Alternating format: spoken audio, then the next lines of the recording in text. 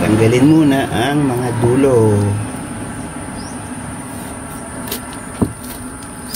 Yan.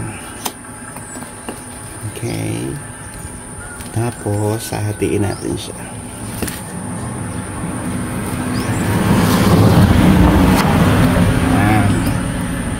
And then,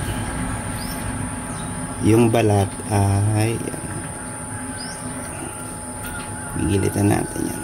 Tapos, kita nyo ba? Yan, ganyan lang kabilis. So, kakarami ka yan.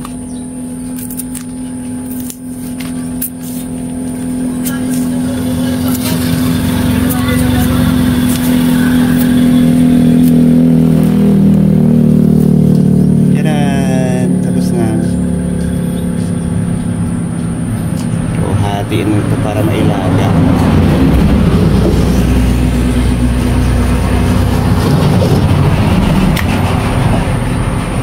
Paglalaga yan. Madumi pala.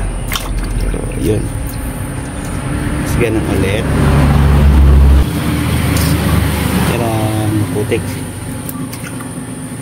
So ayun, tapos na. Hugas na lang to, tapos ilalaga, and then kakainin na. Hindi ko na ipapakita sa video kasi yun lang naman ang purpose ko, na makita lang kung paano siya babalatan. Kasi para sa'yo baka makatulong.